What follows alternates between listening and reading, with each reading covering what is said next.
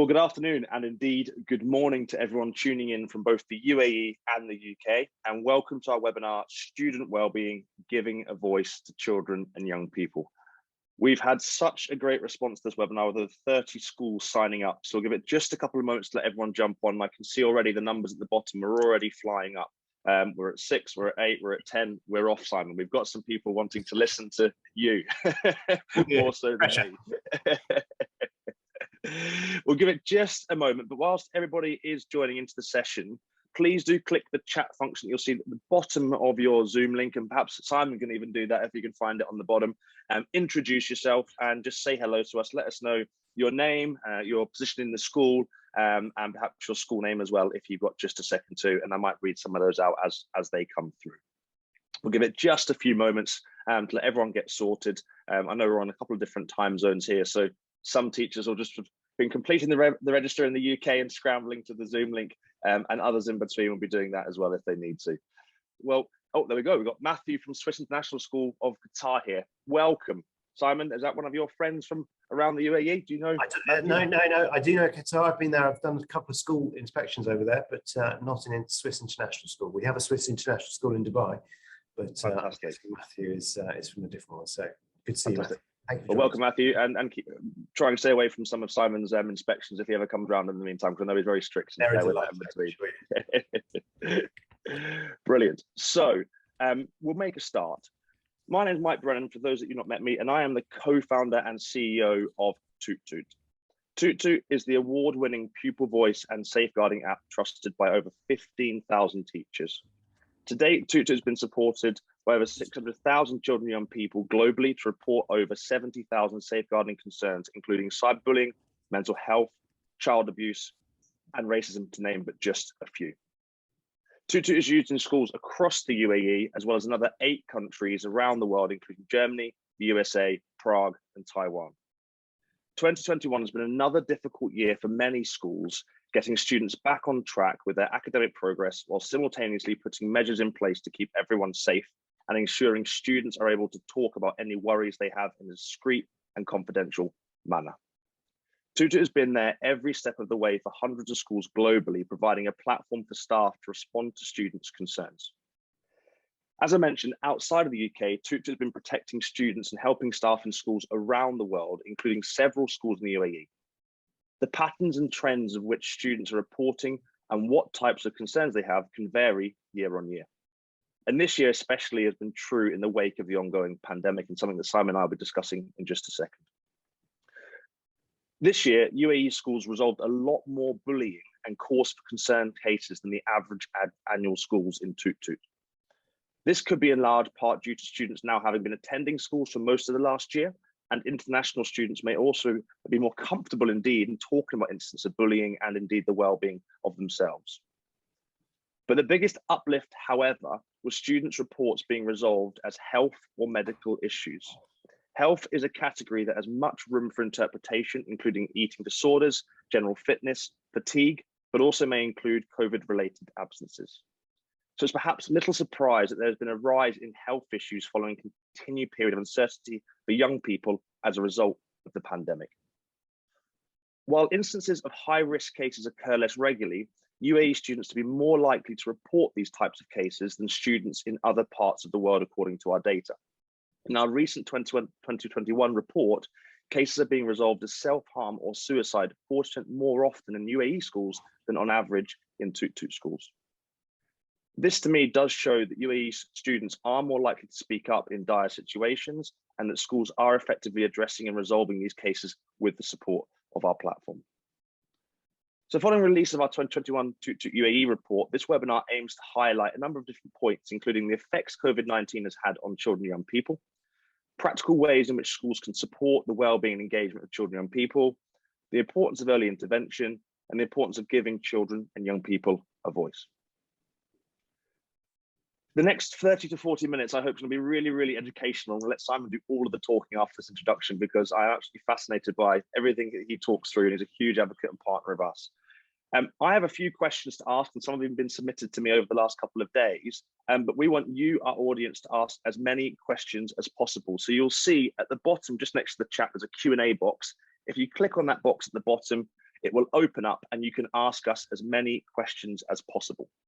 If you do see a question that you want to be answered quicker, please click the little upvote button, which will take it to the top of my question list. And just like the good old-fashioned games, the more upvotes a question gets, the faster we will answer it. It's as simple as that. So, student well-being, giving a voice to children and young people, a topic that I and Simon are extremely passionate about. A couple of stats, and then without further ado, I'll introduce you to Simon. One of the key stats that we found in terms of usage within the UAE across students of tootoot this year was that over 70% of all student disclosures since tootoot was introduced to the first UAE school in 2017 were raised in 2021. We're finding that students as young as 7 years old have been using tootoot to voice concerns over the last 12 months, with 9 to 15-year-olds being the most active age groups to report concerns. We're finding that year 10s, for example, are 50% more likely on average to use tootoot in the UAE than they are in the UK. And something that I know Simon will talk about in just a few moments is we've actually got a 50-50 direct split between both males reporting and females reporting, something that we really, really care about in terms of getting the voice of males to speak up, particularly in that secondary age group. It is reassuring to know that regardless of age, gender, ethnicity, and background, young people are now more than ever comfortable to raise concerns directly to their place of learning. The impact on young people, however, following the last couple of years couldn't be more clear. In our 2020 impact report, we saw a 61% rise in mental health issues being reported during a year that saw most schools around the world pretty much in lockdown. We predicted then that indeed most of those reports would increase as another result of the pandemic continuing. And looking at the report, it's actually spiked in the UAE by an additional 50% in terms of mental health and health reporting coming through. Never has there been a more important time to focus on student wellbeing and providing our children with a voice. And as we know, happy and safe students equals higher attendance and higher attainment. The first steps in supporting the mental health and well-being of children and young people within a school is to ensure that each student knows where to report any concerns and also has the mechanisms in place to support them to do so. So after my introduction, I am joined by the incredible Simon O'Connor, Director of Deira International School, part of the Futtaim Education Foundation. Simon is currently leading Deira International School, one of the top international schools in Dubai. And Simon has recently been recognized by Which School Advisor as one of the UAE's top education influencers. And in 2019, he was also a finalist of top principal in the UAE. Simon's experience includes 7 years as principal of Jumeirah College, where I first met him, one of the highest rated schools in the UAE, as well as working as a vice president, helping to lead the educational strategy across GEMS education. Simon, after that long introduction, welcome to our webinar. Thank you so much for joining us. And how are you? Barely recognise myself, but thank you for that, Mike. It's good to be here. Fantastic. Well, Simon, I know I've given you a really fancy introduction off of LinkedIn, but perhaps you can kind of give us an update on all the kind of key things that you're doing and what you're caring about at the minute in your school. Yeah, okay. So just to sort of unpick the context which Mike's just given, I've been in the UAE now for this my 10th year. So I moved over here in 2013. Prior to that, I was a history and politics teacher in the southeast of England.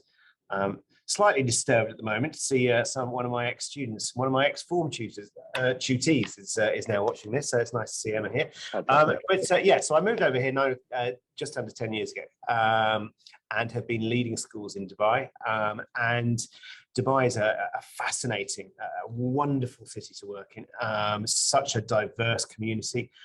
We genuinely are international schools. As Mike mentioned, this is my second school that I've been leading over here, but at Deira we've got over 80 different nationalities represented in our student body. So it really is a melting pot of cultures, and it's a fascinating place to work. The big thing, obviously, well, let's confront it, is the fact that I moved here just over 18 months ago to this school, and in the midst of a pandemic, the pandemic that we continue to be in. I've worked with Mike and tootoot for a number of years.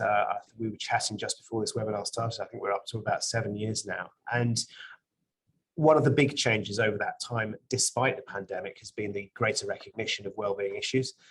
It's now something that certainly the local authority, the KHDA, the Knowledge and Human Development Authority, which is the institution which looks at private schools such as this in Dubai, is really focusing on. But I think it's a global movement now that we really understand the importance of well-being. And then over the hill came the pandemic. So yeah, it's been a very fascinating 2 years, 10 years. And we are where we are. I mean, again, Mike and I were talking just before this began, we are one day here off half term. So we start half term at the end of school tomorrow. Despite the fact it's quite a short half term, it's been interesting to notice the impact of events that go above and beyond the normal school experience. So yeah, an interesting time. Brilliant. Well, it's so good to have you, Simon. Thank you for your support as always. But I know you've just touched on the last 2 years of an interesting time. How has it been for you as a school leader? I think that's a really important point, because we've got lots of principals on the call today. How have you honestly found it? It's been tough. There's no way of getting away from that. We are dealing with situations, and as a principal, you have to deal all the time with scenarios that you may not have experienced before. You have to trust your experience, your gut often to tell you what to do.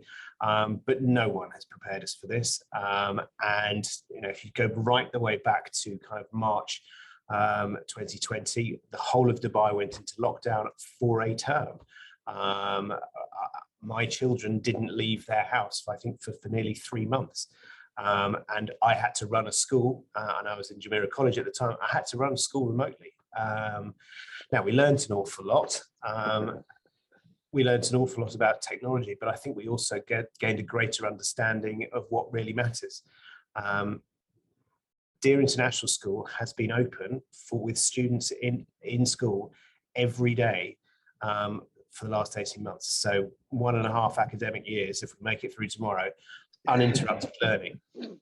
That is an enormous achievement for my staff, because the numbers of cases that we've had, the amount of people in close contacts who have been quarantined. So we've had a constantly moving community, but also the small things. I mean, I sit here. If I wasn't, we are still wearing masks, and I know the protocols are different, but if I wasn't in my office on my own at the moment, I would have my mask on. If you think about that from one perspective, I've been here for 18 months. There are people that I've never actually seen without their masks on. I don't know them. And actually, hopefully in a context relatively soon, people are going to take their masks off. I'm not going to know who everyone is. And actually, but it's really interesting.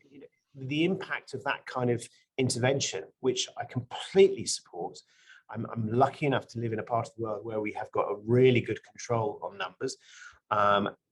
Massive vaccination. I think world leader in genuinely the world leader in terms of vaccination. So but it's just been so challenging. What is great about Dubai is the fact that there is such a close-knit community of school leaders. We talk to each other, I was going to say, on a daily basis, far more frequently than that. But no, it's been tough. And Simon, I know we're talking about student wellbeing and indeed kind of ways that we can practically support that going forwards, but would you mind sharing some of the high level numbers? Because we had a discussion before around kind of the wider impact of that kind of whole community approach of staff and indeed parents starting to come into the flow. Yeah, I mean, yeah, absolutely. I mean, as I say, my first academic year, the UAE follows the pattern, I think, of every part of the world, in the sense that we had a big spike and then it went down, and we had a second wave. I've lost track of which wave we're on now.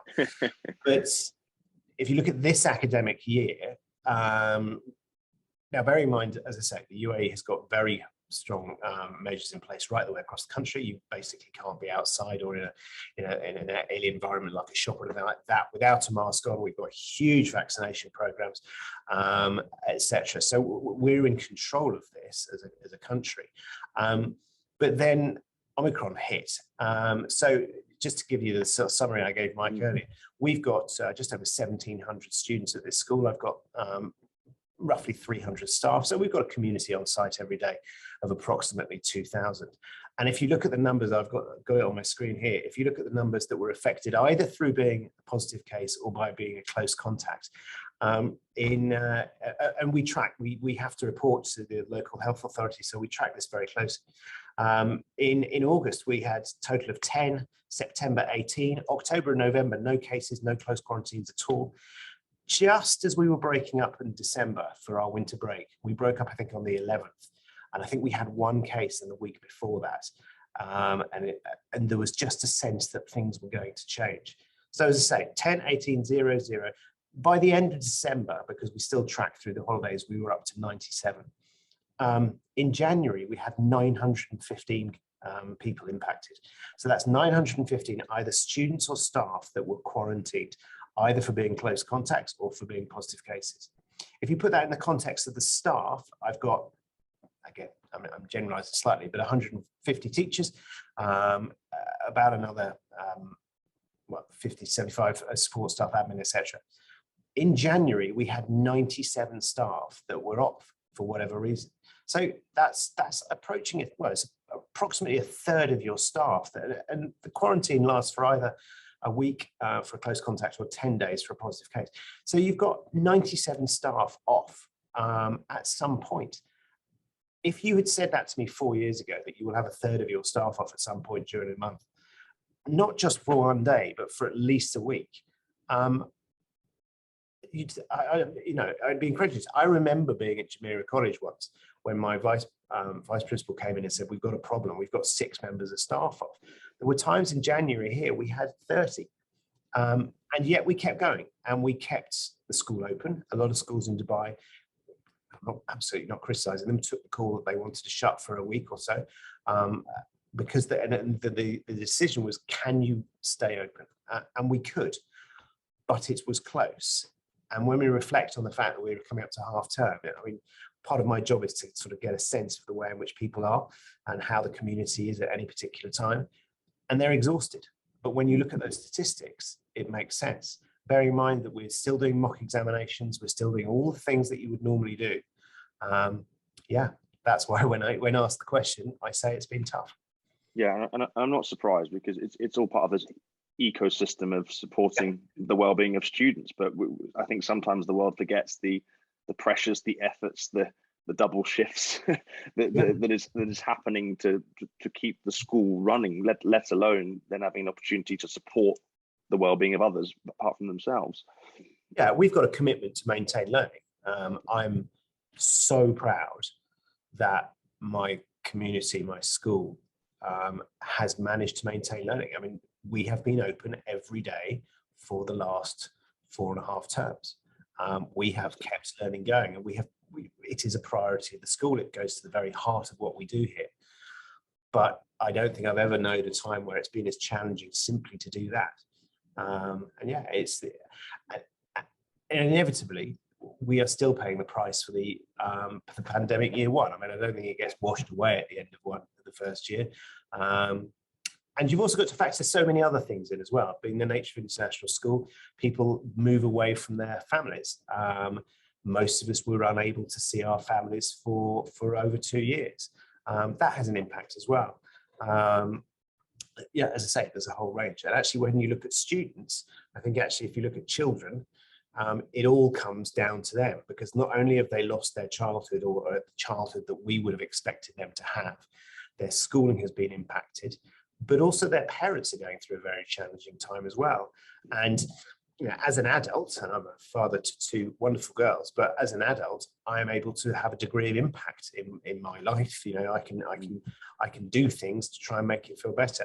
But I think children not only don't have that power by nature of their position, but also, you know, they've lost their schooling, they've lost their childhood, and to a degree, they've lost the parents that they could or should have had in what seems so now distant times. And before we kind of get into the detail of the students, are you finding there's any pressures from parents? That's a question I get asked a lot in terms of that ecosystem, in terms of pressures from parents into the school to be doing more for their students and more and more. Yeah. And I don't want to sort of be critical. I'm enormously lucky to have the wonderful parent community that we do have here. And I mean, and that sounds like the kind of thing people say, but I mean that very, very genuinely. Yes, but the answer is yes. Now, if you consider, again, a very strange thing here in terms of changes, parents really haven't been able to access schools. Now, I think parents are an absolutely crucial part of a school community. I want them on site. I want them engaging. I want them taking part in events. They haven't been able to do that for 18 months.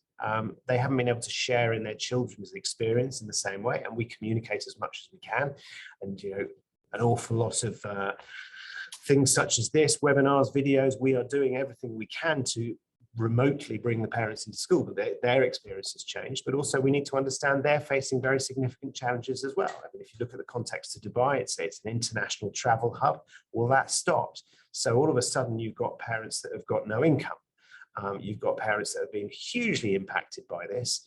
They don't necessarily have the time that they would want to spend with their children, etc. So yeah, they've been affected. And I think to a degree, and I'm not talking about my school, I think collectively parents therefore have passed on some of the responsibility that they may have been able to enjoy historically onto the schools, but that's being passed on at a time where the capacity for schools to intervene is limited as well. So, you know, it is the perfect storm in that respect. Yeah. No, and I can completely see how that can happen, because it's this funnel, isn't it, into supporting the ecosystem of that young person, and everyone has to work together. But the moment you start to put holes in that funnel, it can leak, and it can become stressed and pressured more than what it is at the minute.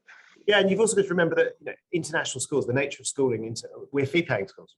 It's simply, it's a simple reality. I spent 20 very happy years working in the state sector. I now work in a sector where we have to ask parents for money, and not surprisingly, very confirmingly, but the last thing that parents will give up is the education of their children. But I have spoken to parents that are struggling so much to maintain that. And that's an added pressure for them as well. So again, yeah, it absolutely is. But you then have scenarios where, you know, parents are having to do everything that they can to preserve that income to pay for the education. And what suffers then, inevitably, whilst parents are doing everything they can for the children, the time and what we know to be so important is that one-to-one contact will be impacted. Absolutely. And just before we move on to sort of the detail of the students, Emma Jane Darley's made a lovely comment, just said the challenge of home working and trying to teach has definitely made me value my son's teachers so much more. So there we go, Simon. That's feedback for everyone in that respect. She had a cracking form tutor 20 years ago. So. There you go, Emma. That's what it comes down to. Good balance. So just you know, what I want to do for the next part of this webinar, Simon, is just really get into kind of some honest elements around kind of what young people are suffering from in your experience and your views, and then some practical elements to kind of take away to validate what others can do and think about in their own areas. So, you know, from our report, it's outlined that there has been, this is tootoot's data from reporting compared to other schools, but there's been an increase in, you know, indeed wellbeing, health and mental health reporting in the UAE, depending on how it's categorized under the many forms. Have you found the generic concerns of well-being, mental health issues, any eating disorders, stress, anxiety, is that coming through more as a result of the pandemic? Yep. I think the numbers have gone up, and not marginally, noticeably.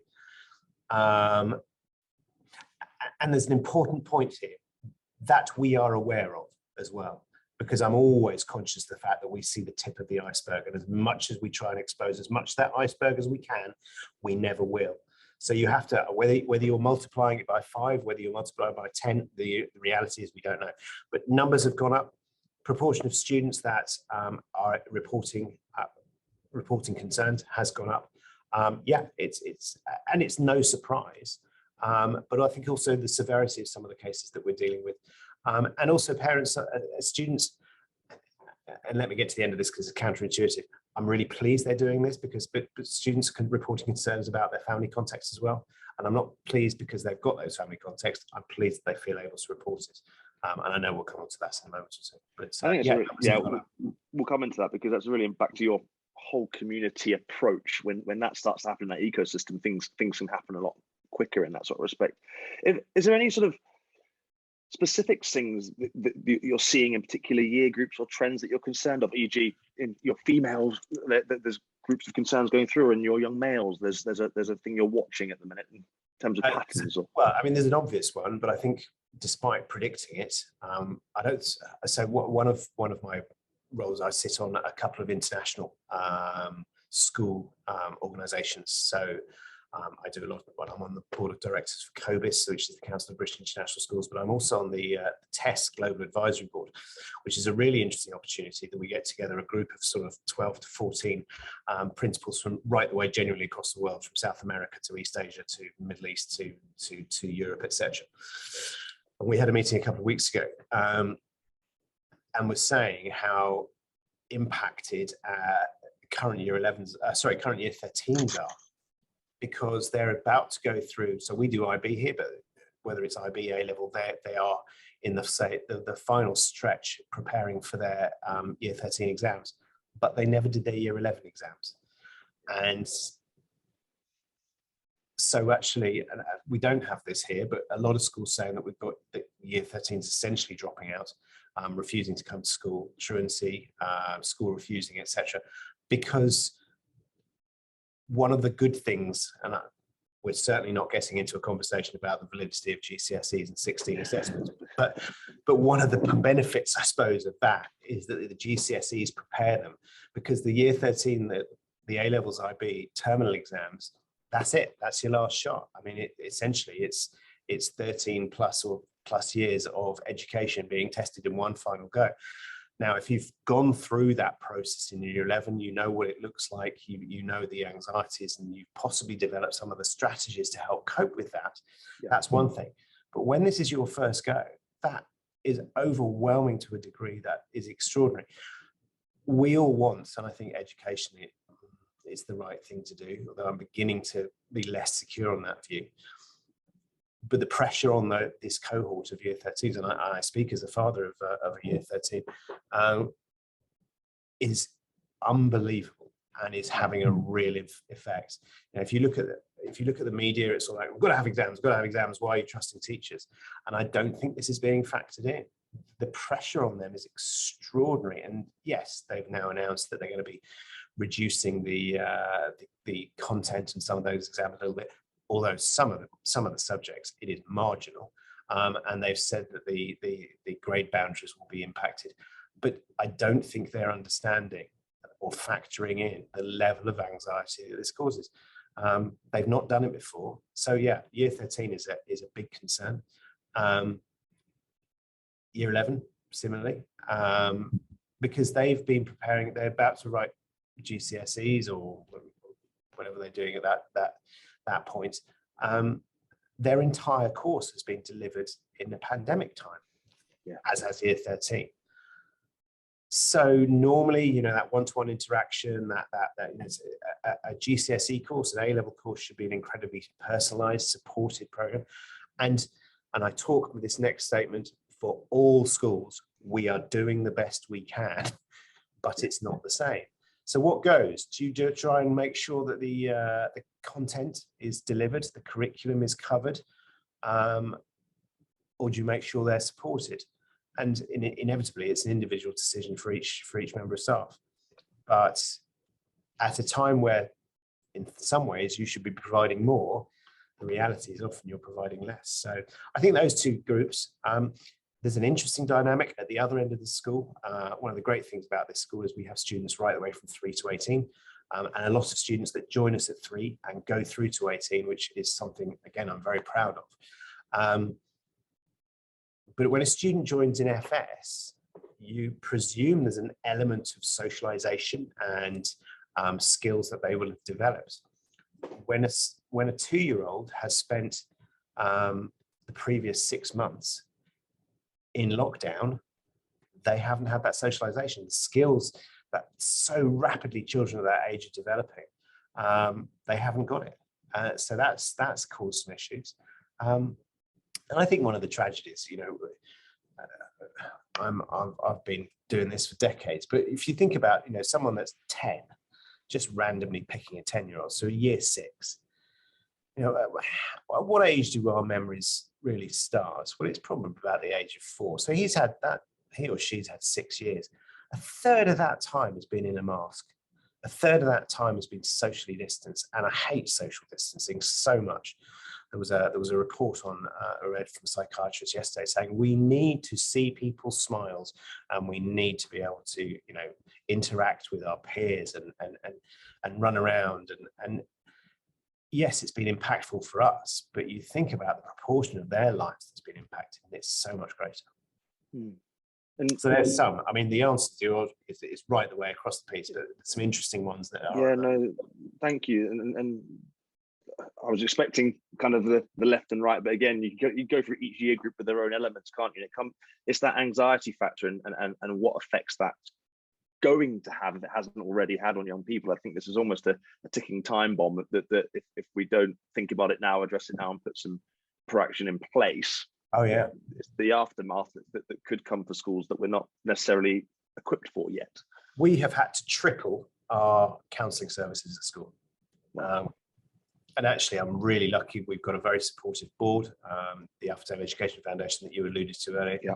And actually, when this started, the chair of governors said, get some mental health support in now, forget the money, we'll sort that. And our counselling teams have been, again, run absolutely ragged, which I'm really pleased about, because I'm not pleased that they're having to, but we all know those situations are there. So, but yeah, we were quite proactive from the outset, and have embedded, this isn't if, wouldn't it be nice, but if everything went away tomorrow, I would not reduce that team in any way at all. No, I think that's one of my next questions around that. But I think you've answered them. There was sort of why is early intervention so important? It's exactly all the things that you've said to support the outcomes of what's going to come. Oh God, I mean, it's essentially you've got a person that is going to go through an incredibly difficult time. We all know that mental health is so challenging. And it's simply you do it on your own or you do it with support. That for me is about the early intervention and the damage of doing it on their own, the situation developing. And again, we've talked about this many times, but an early intervention is unlikely to remove the situation. Often can, sometimes can, but it's about giving young people the strategies and the understanding how they can begin to cope with such a challenging thing. And that's why I do love systems which enable kids to come forward, because it's just that first, I've got a problem. And that, as soon as you get that, we can support. But one of the things that both schools, Jumeirah College and here, is that I've worked with great teams, fabulous teams, to try and increase that opportunity for us to intervene early, because the one frustration is with mental health is obviously it's invisible normally, and you don't know, and to get the facilities and the systems in place which enable people to come forward and say, I've got a problem.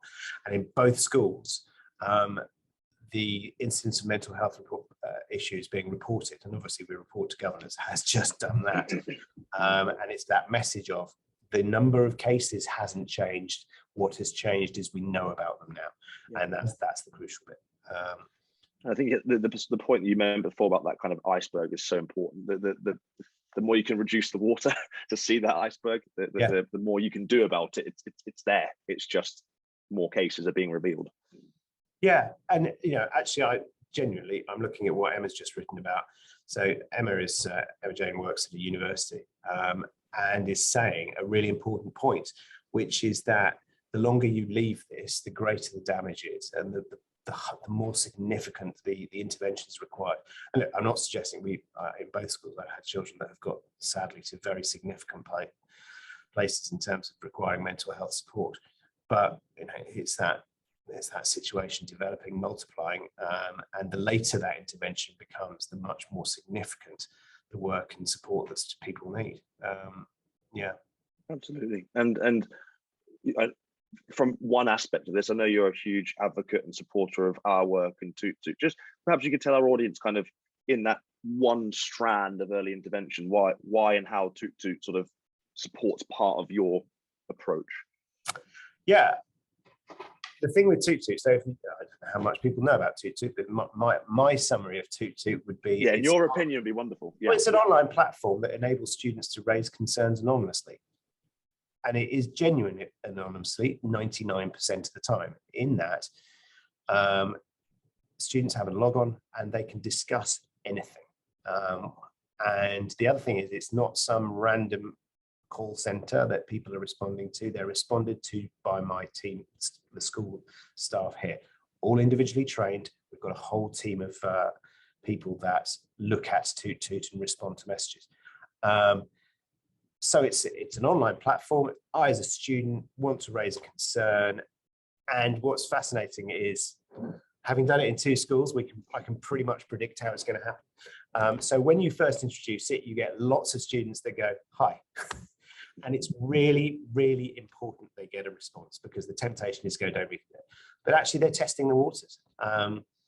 And what's fascinating with it is I think one of the hardest things when you're going through this is to basically put your hand up and say, I've got a problem. Yep. And one of the ways in which this is reduced significantly is by giving, they can do it on their phone, they can do it in their room, they can do it. I don't care when they raise that concern, but they can raise a concern and say, literally, hi, I've got an issue. And it starts the conversation. I always said to, when we introduced it here, my designated safeguarding lead, who obviously she leads on it, I said, when we get a 14 or 15-year-old boy raising a concern, then we know it's having an impact, because they are the hardest ones to get to. And I could tell you where I was, where she came up and said, we've just had a 15-year-old boy coming in. I'm fairly sure I got in touch and went, yep, we're in, it's working. And we get the whole variety of issues that are being raised with this. It could be, interesting question, Matthew. I'll come to the anonymity bit in a minute. It can be, I've lost my pencil case. It can be, my parents are getting divorced. It can be, I'm not getting on with the teacher. It can be anything. But the most important bit is that these are issues that are important to the person at the time. And it's not all handled online. Sometimes, and it's that, slowly pulling them in. Sometimes you will say, I've seen conversations where people go, do you feel able to talk to a member of staff about this yet? And you sometimes get no. Okay, then we keep going. How about now? And again, the next step is to get them in a room with someone they feel comfortable with, etc. But you can talk about that. In terms of anonymity, again, I'm sure Mike could answer this, but my perspective, there is a back door in the system, which very, very, very, very few people have the key to. But clearly, if someone raises a concern, which we think is an immediate concern in relation to their health, a health and safety concern, then we need to know who said it. So in that circumstance, there are 3 people, of which I'm one, that can get in and say, okay, we're talking about Joe Bloggs, because we need to intervene quickly. But actually, the anonymity of this is really important, because it's that safe space. And again, it's not going to be any surprise to anyone that often you will start with a fairly small instance. I'm not getting on with X, and when you dig down, you can then discover more about it. So, Matthew, in answer to your question, I wouldn't have a system, I don't think, that anonymity is guaranteed. But it's the fact that it starts off as an anonymous discussion. And we can always intervene if we need to. So, but I think actually it gives the children the confidence to raise issues and raise concerns. Quite a lot of the time, you don't actually need to know who it is. There's some fascinating conversations that about people that with students who are not getting on with their peers. And you'll suddenly get, I don't like Susan. So why don't you? And you don't actually need to know. But yeah, that anonymity is there, but is gated so that we can get it if we need to. And so that goes, in regard to the system, that goes back to that early intervention point we just discussed about, and enabling those channels of getting communication quickly. And back to that 15-year-old boy, it's about the trust. It's about knowing where they can put that message that used to go into the worry box, and you would dump that piece of paper and hope that was picked up. But there's got to be a balance to support the school itself to make sure there's a triage and a process that fits within your processes already. When we started this journey, when I had some issues at school, that's where it happened for me. And it was about being able to just have the ability to say, this isn't working, or I don't feel safe, or I've got a concern, wherever that was on your journey. And it was about that early intervention, but it was about, where do you put that as a young male? And there was a stat in the UK that was 38% of under 16-year-olds did not know who or where to report to in the education environment. And it was for that moment, we've got brilliant systems externally above the iceberg, but it's how do I uncover those as quickly as possible in everything we do. And I'm a huge proponent of face-to-face conversation. And it's that balance, isn't it, of getting both. And you founded this. This is your product, and you're not saying this replaces it. What this is, and we've got amazing pastoral systems. Every student here will have a form tutor, they'll have a head of year. We've got safeguarding teams, we've got counsellors. We tell people all the time who you can go and talk to. And if you don't know who to go and talk to, on virtually every corridor, here's a list of people you can go and talk to. We've got student mentors, we've got peer mentors, we've got everything there, but it's not enough. Because if someone doesn't want to talk to any of them, where do they go? And it may well be that when they raise a concern, well, almost certainly we're going to say, look, at some point we're going to say either, cool, we've sorted it in a brief chat, or look, try and talk to these people. It always used to amuse me that in my last school, the school counsellor was called Mrs. Gregory, and the amount of times you'd see her type, have you thought about talking to Mrs. Gregory? Because actually that's what you want, because that's better than talking on a screen. God, haven't we learned that? But I need to get them there. I need them to feel secure enough and safe enough. And this is why it's such a thing. And I've lost track of how many times we use it, but we go right the way down into our primary school, year 3 upwards, have this facility. Of course, it's the elder students that use it more, but it is used by our community en masse. Would they have gone to someone without it? Some of them would have done.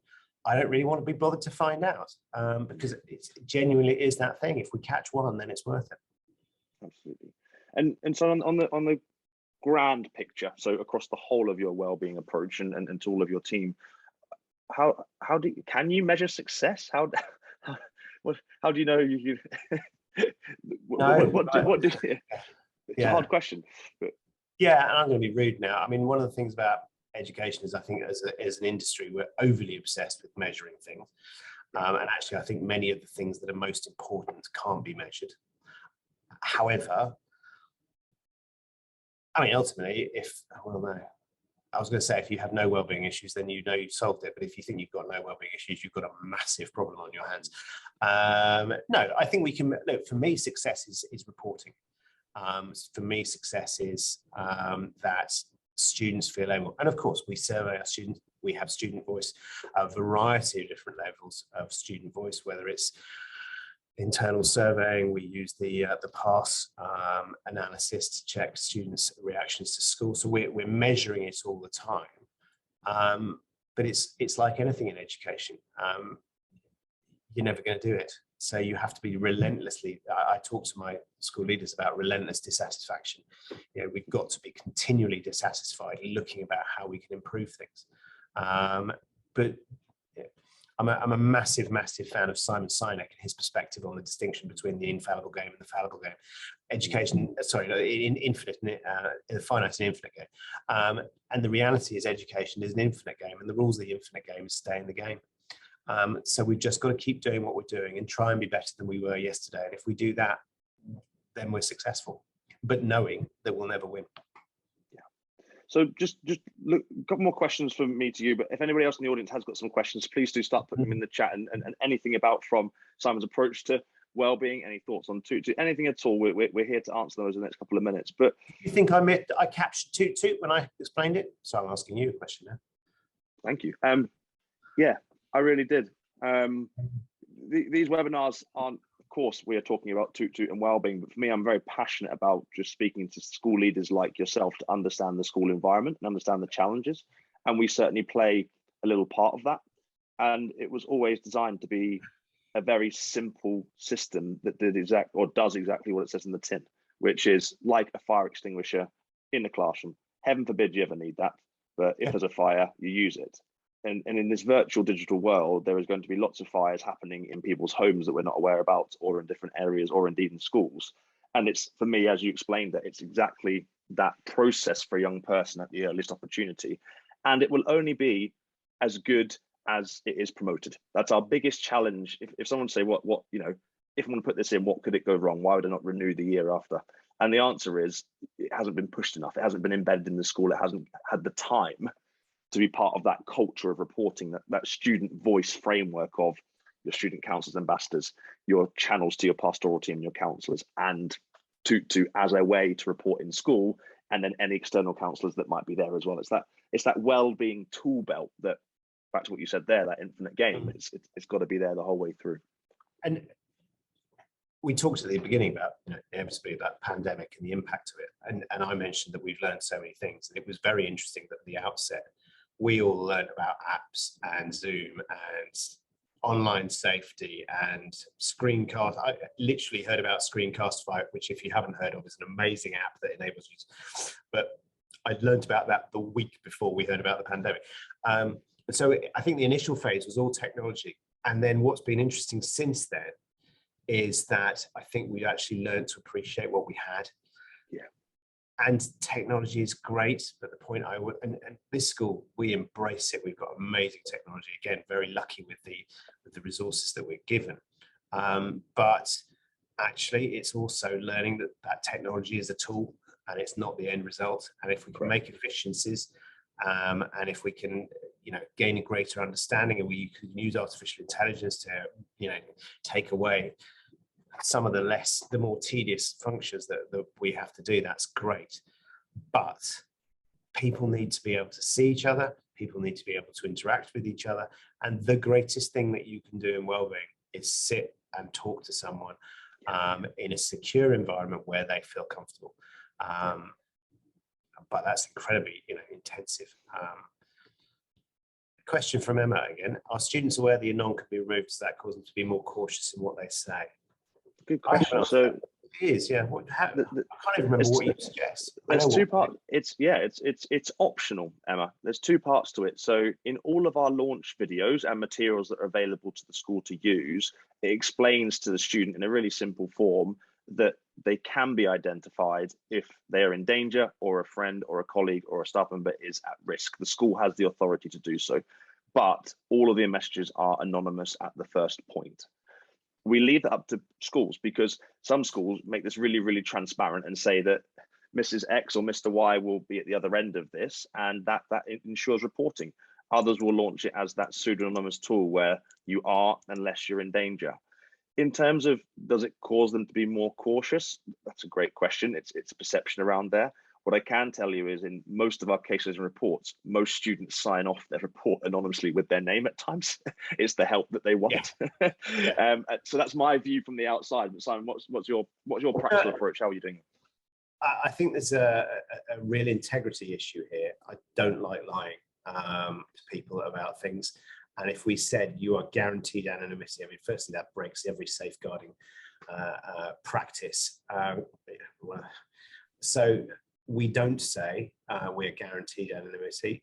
We do say to them, we follow the advice of tootoot. However, I don't think we necessarily go overboard to make it clear. We having told them, and we have told them, and it is clear, but we don't necessarily stress that. I want people to use it, but we don't lie about it. And is that a fudge? Possibly.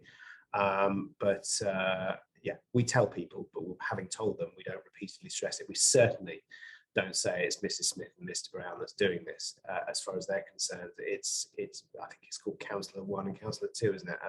Yeah.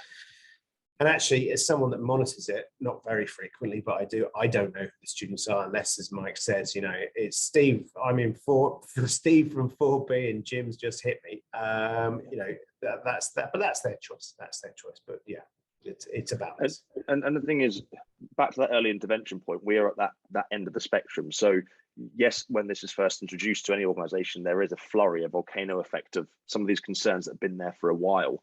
But after that year, as you introduce it year on year, as you go through that school and roll that out, actually it's 90% of our reports are classed as low level early intervention. So it's around kind of friendship issues, those playground concerns.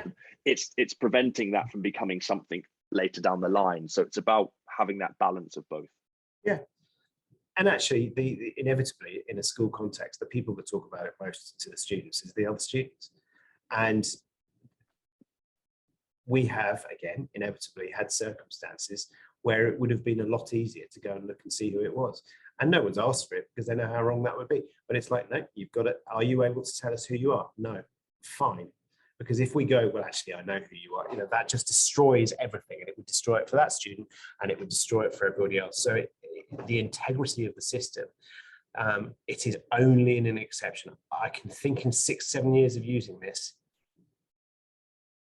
I can only think of twice that we've had to do that. And they were very, very significant moments where we didn't want to do it, but we had to. We had to. And it's, let's be candid, it's at the level where you're trying to prevent significant harm to an individual. And I'll defend that, no problem at all. But a lot of the time it's really frustrating. I want to know who that person is. We're not going to find out. It's absolutely the pace of that young person's journey, isn't it? It's however they're feeling and they're thinking in anything, regardless of tootoot or their general sitting in a room because they feel confident to do. You've got to go through that process to coach them through. Matthew asked the question, does tootoot bring together any research on how schools may respond, or is it only about reporting? To be honest with Matthew, we are technology experts and we work with schools to make sure it's easy to respond. But in terms of the responses themselves, it's very much following exactly the same practices that your schools would if the student knocked on the door and said there was a concern. It's those approaches and those partners. We do have partners that can help with that if there's some training and safeguarding and wellbeing elements and approaches required. But it's very much, this is the technical glue that if they come down this route, it's following exactly the same process that you would in the old-fashioned ways of the face-to-face reporting. Simon, anything else to?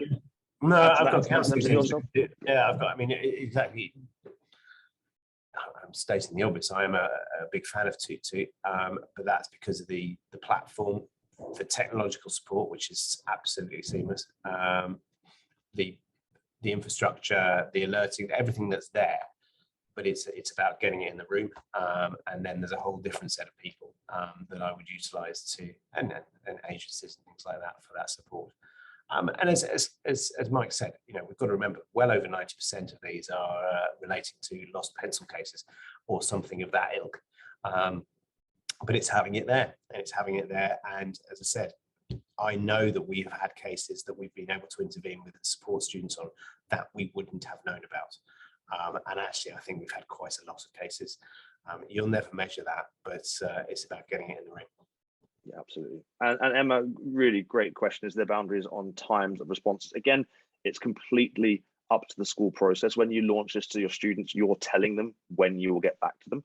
We encourage that the system is always open for young people to report in, particularly around that environment, but that response might come back at 8 in the morning, 9 in the morning, and not come back after 5 o'clock. You can add what's called a modal. You can put your own school message, a site-wide message that pops up to remind students when you report.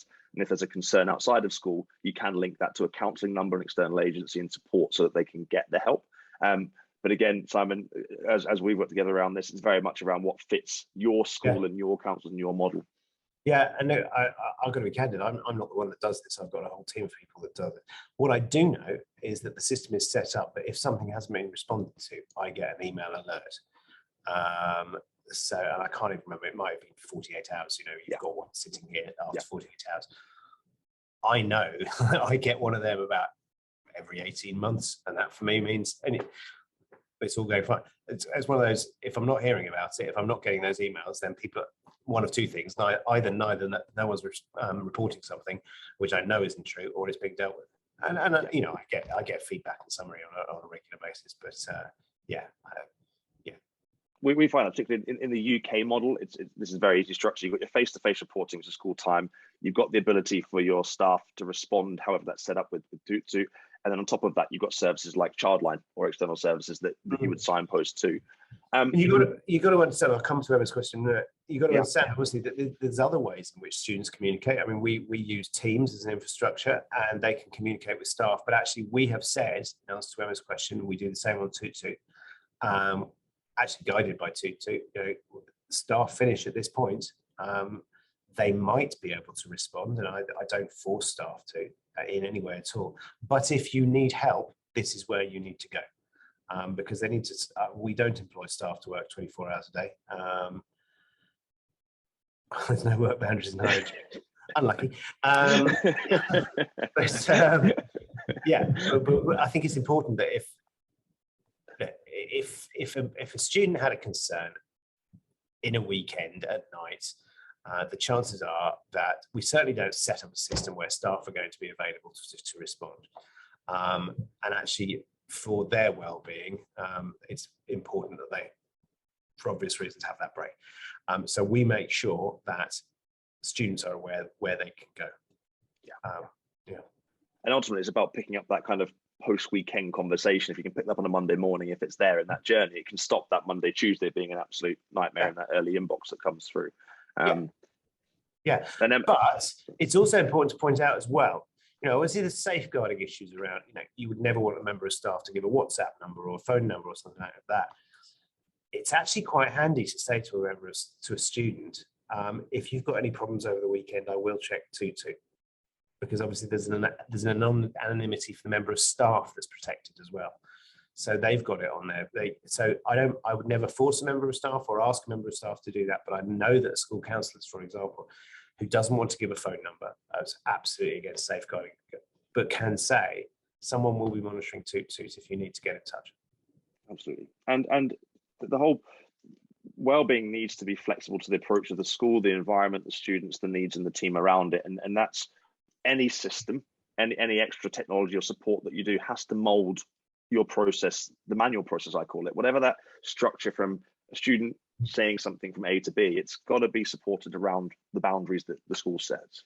Yeah, but I think you also, in any wellbeing conversation, we do what we can, but we are a school, an education institution, and that is here to support our students.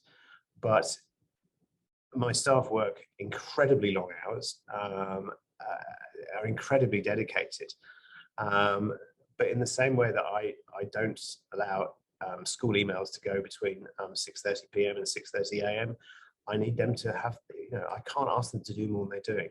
There's a balance. Absolutely. We've got just a couple of minutes left. So my final question before I wrap up, Simon, I've really enjoyed listening to your thoughts, your journey, and your insights come through, and I hope the audience have as well. If you could give every school one piece of advice when it comes to supporting the well-being of your young people going forwards, what would it be? There's absolutely no, I mean, okay, the reason that I wouldn't do that is because actually this is down to context. So know your context. I mean, it's so know your context, know your kids, but also know you don't know. I think that actually, if it was one bit, it would be know you don't know. So don't presume anything. Don't think that you've got a handle on this. It's exactly the same. Any school that says we don't have an issue with bullying has a massive issue with bullying. Any school that I deal with so many schools, there's no one that I know would even claim this, but it's no, you don't know. And if you only get 2 wellbeing issues arise in a week, you've got a problem, and it's not those 2 issues.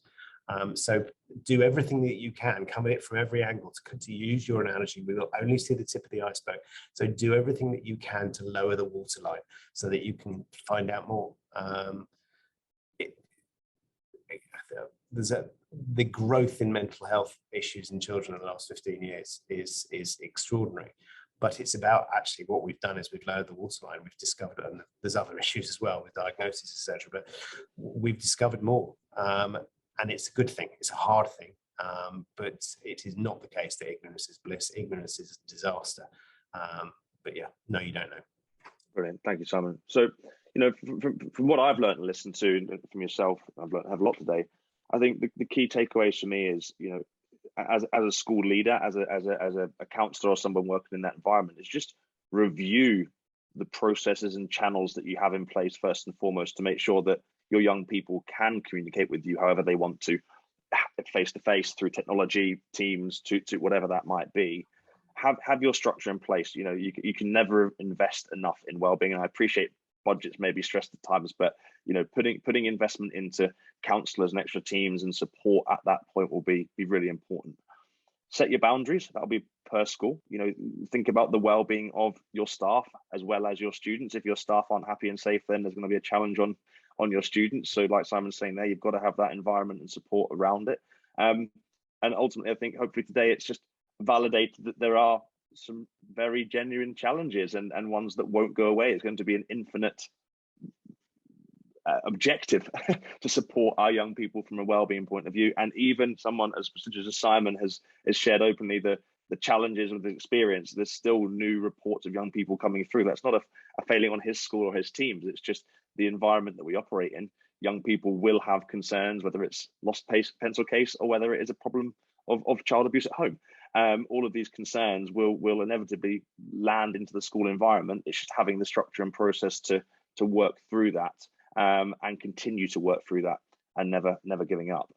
So Simon, thank you very, very much for your time. I really do appreciate it. Is there anything else that you would like to add or say to fellow colleagues around the UAE before we sign off? No, well, yes. It's obviously, this is something I'm passionate about. It's something I think is really, really important. And just to come back there, it's that just try and do better every day. I did speak to a school a little while ago that said we don't really do safeguarding, and that's terrifying to me. But appreciate the importance of it. Try and do better every day. But the other thing I was going to say is, I'm out there on various social medias. I'm sure people can get in touch with me if anyone wants to pick up something and have a chat. Please do so. I'm always very happy to do so. That's not a problem at all. So get in touch. I'm on LinkedIn. I'm on Twitter. I'm on Twitter today with a beautiful picture of the gorgeous sunshine that we have here. So if you're in the UK and just want to get jealous, you can have a look at that too. It's not raining in London, so I'll take that. There you go. There's some light. Well, Simon, thank you so much, and to our audience, thank you for taking the time. We've not had any drop off, which has been incredible. So clearly the conversation must have resonated and been supported. So thank you to you all for taking the time to listening. My name's Michael Brennan. If you want to learn out more about tootoot, it is www.tootoot.co.uk. But Simon, thank you again for your time, and looking forward to catching up again very, very soon. That'd be great. Thank you.